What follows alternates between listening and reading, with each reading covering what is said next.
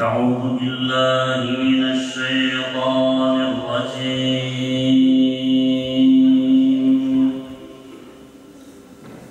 بسم الله الرحمن الرحيم.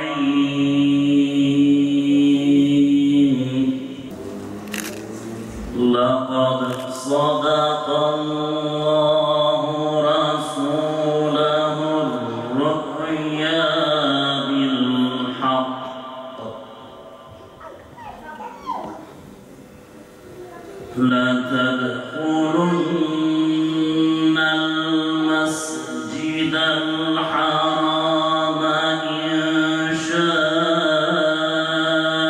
الله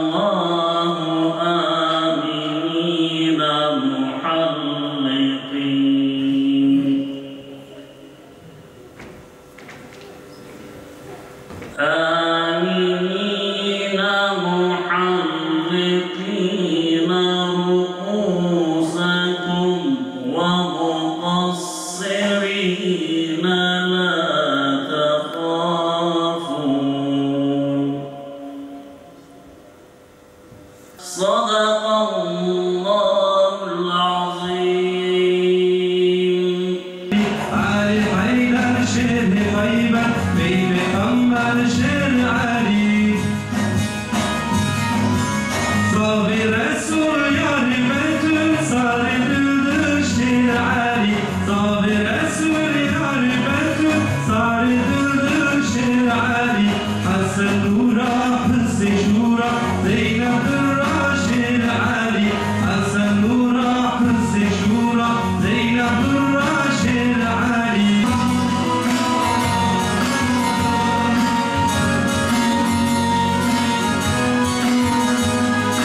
Ey Allah'ın aslanı Haydar-ı Kerrar, ey ilimler kapısı Hazreti Ali, hem sahibi Zülfikar Fatih-ül Hayber, kafile korku salar Hazreti Ali, hem sahibi Zülfikar Fatih-ül Hayber, kafile korku salar Hazreti Ali.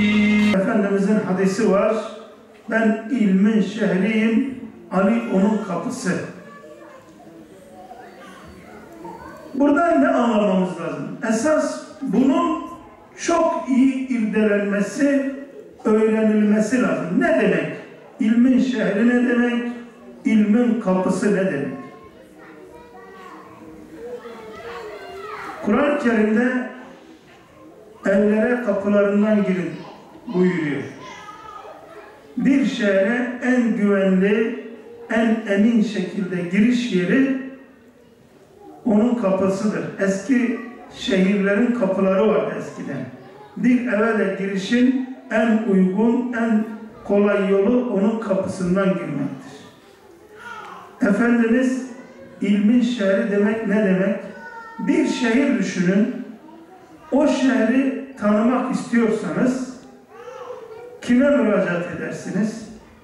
Kim daha çok o şehirde kalmışsa, kim o şehri sokak sokak, cadde cadde, kapı kapı, köşe köşe, adım adım gezmiş ve tanımışsa, siz o şehir hakkında o bilgi sahibini muteber kabul edersiniz. İşte bu konuda şunu iddia ediyoruz. Efendimiz'i, yani bizim ilmimizin şehrini Ali'den keremallahu veçhe daha iyi tanıyabilecek hiç kimse yoktur. Evet.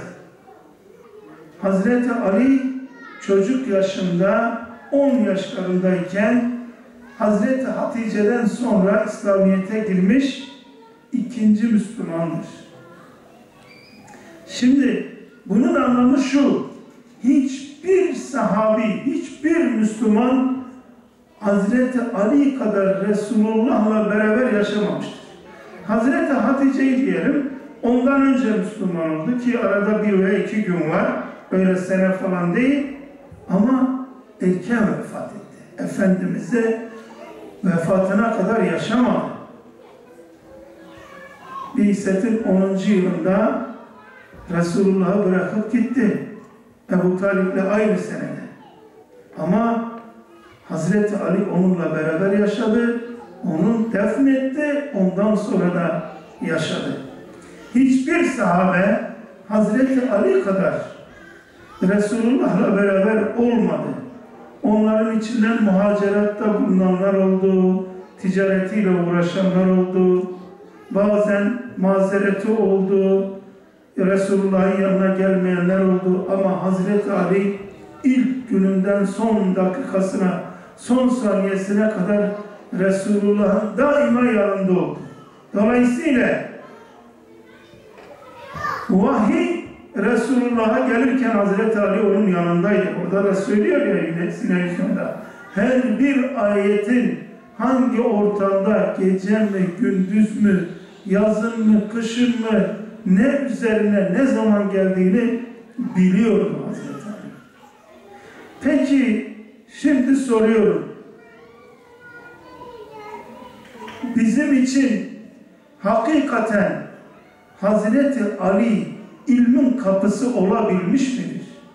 Yani biz Resulullah'ı tanımaya giderken, biz Resulullah'ın hadislerine, sünnetlerine müracaat ederken ne kadar Ali'den istifade ediyoruz?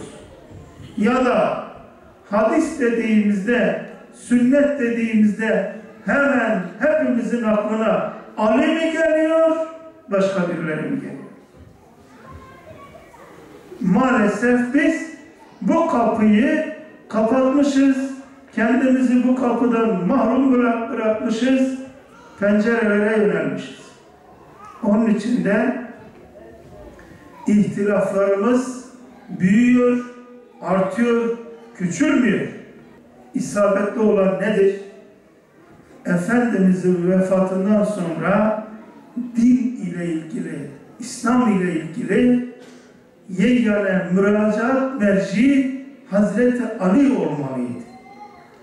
Nitekim her üç halifenin de Ebu'l Hasan olmasaydı helak olurduk dediklerini biliyoruz.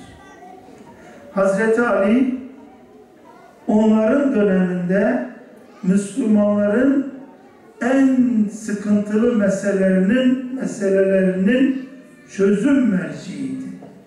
Onların kadısıydı. İhtilafların çözüm makamıydı. Ve onun hem ilmi, hem zekası, hem feraseti, hem dirayeti, hem ileri görüşlüğü sonucunda verdiği kararların hepsi isabetliydi. Öyle ki Arap aleminde zor bir mesele olduğunda bunu çözse ancak Ali çözer. Bir dar bir mesele haline gelmiştir.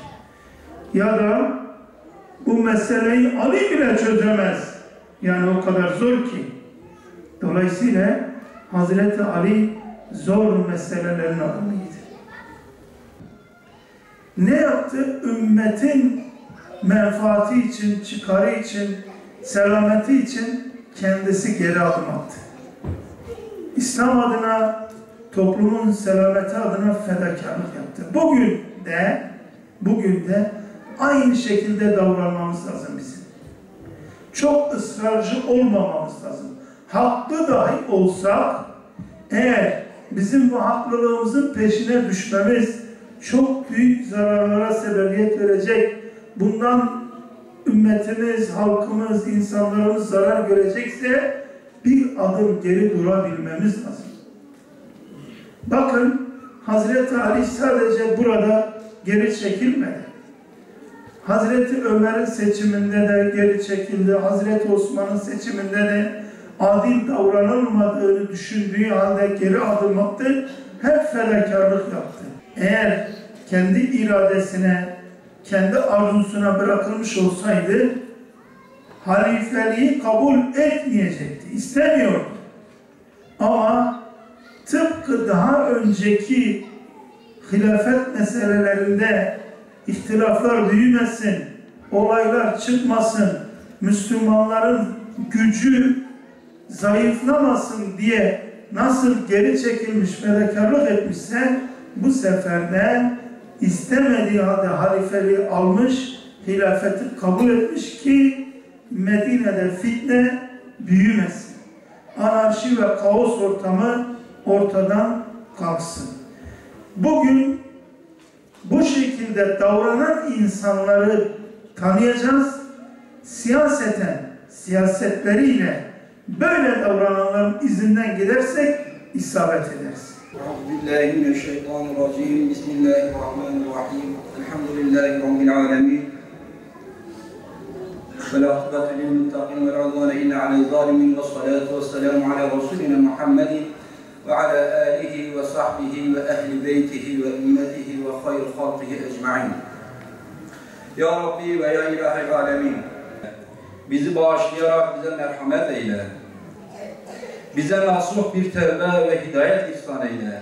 Tevbemizi kabul edip bize mağfiret eyle. Bizi hidayete erenlerden, muttaki, muvahhid, mücahit olan güzel kullarından eyle ya Rabbi.